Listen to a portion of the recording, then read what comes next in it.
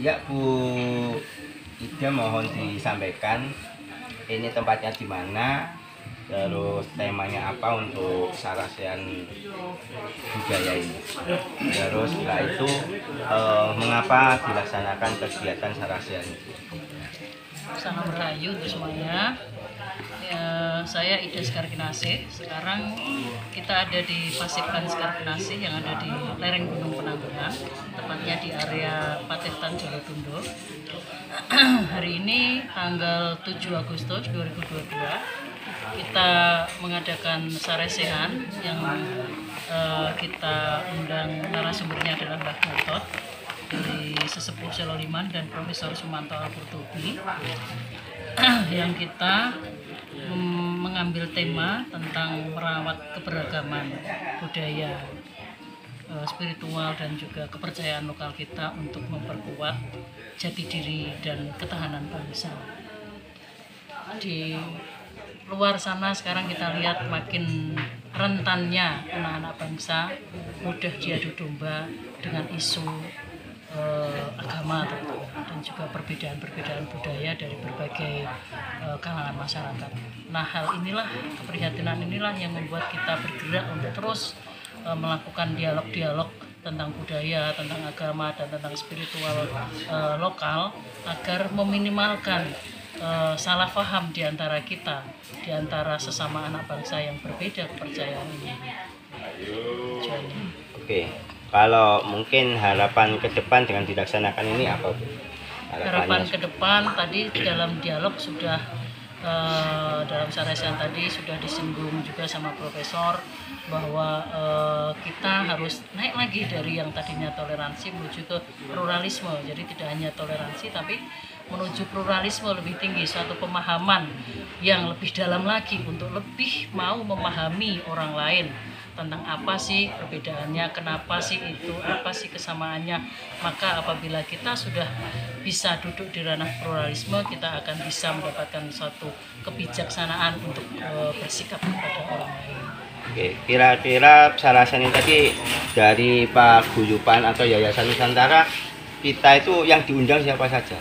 Dari Yayasan Nusantara kita, karena memang kita ini bukan seminar ya Sarasehan, jadi konsepnya memang lebih santai gitu. Jadi kita mengundang terutama dari anggota paguyuban saya, yaitu paguyuban Hening Samurasa, dan juga masyarakat umum. Jadi siapa saja boleh hadir sebenarnya, hanya saja kan kita batasi karena tempat.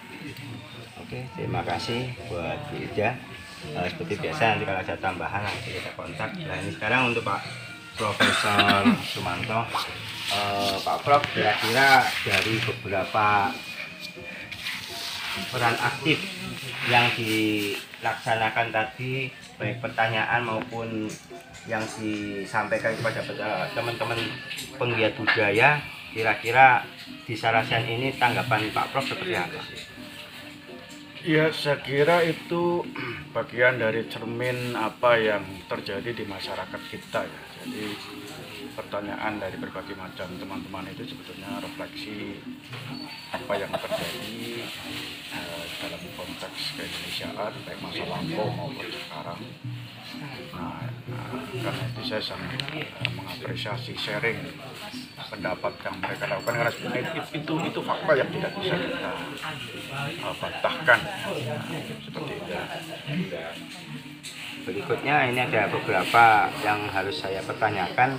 Pak Prof ini kok bisa melaksanakan beberapa kajian yang ada di kebudayaan Nusantara Indonesia, yang dimana lebih banyak selama ini Pak Prof yang katanya ada di luar Indonesia.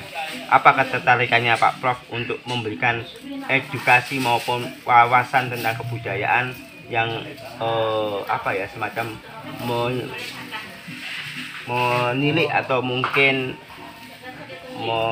menuju lah ya, semacam seperti tujuannya kenapa Pak Prof ini yang dari luar sana itu kok ada ketertarikan tentang membedah tentang betul. Pertama, saya orang Indonesia, hanya kebetulan berada di luar negeri. Jadi karena itu sudah wajar sebetulnya kalau orang Indonesia seharusnya punya kepedulian terhadap apa yang terjadi di Indonesia, gitu kan? Karena itu tidak lepas dari posisi saya sebagai warga negara Indonesia yang kurang lebih memiliki kepedulian terhadap apa yang sekarang terjadi di Indonesia. Yang kedua, saya seorang antropolog budaya, yang selalu bergerak, tertarik dengan persoalan-persoalan kebudayaan. Jadi bukan hanya di Indonesia saja, tapi juga kebudayaan dimanapun. Saya tertarik. Nah, yang ketiga, yang juga tidak kalah pentingnya adalah karena adanya berbagai macam gerakan-gerakan, baik yang berdimensi ideologi maupun agama, ya, terus bergerak secara masif dan bisa menggerus kebudayaan kita. Nah, karena itu kalau kita diam saja, tidak ikut bersuara, bergerak, ya itu akan bertambah parah. Makanya ya dalam rangka untuk mengurangi ketersebaran itu secara lebih luas dan dalam hal lain juga dalam konteks supaya untuk bisa melestarikan dan memajukan kebudayaan, maka saya akan terus menerus, ya, tidak hanya melakukan diskusi tapi juga lewat tulisan dan sebagainya. Terakhir ini harapannya ke depan, apakah Sarasen ini nanti tetap berjalan, dan kalau memang terus berlanjut, seperti apa kira-kira strategi atau hal yang bisa disampaikan lebih dalam lagi dari hal ini? Ya harusnya memang terus berjalan.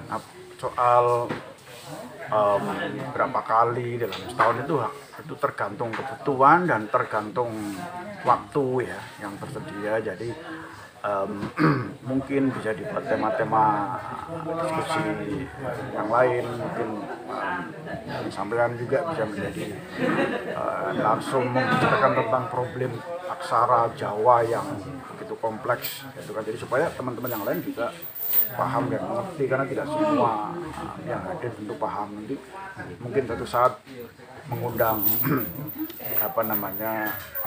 tokoh dari Sunda Wiwitan, tokoh dari agama Marapu, Kupang, atau mengundang macam-macam itu sebagai bagian dari supaya perspektifnya lebih banyak, topiknya bisa bermacam-macam.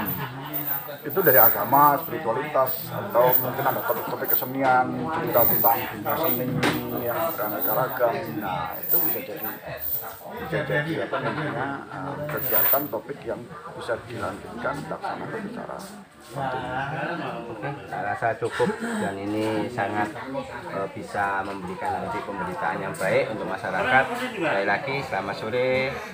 Mudah-mudahan tetap semangat untuk terus memajukan budaya bersama kita semua.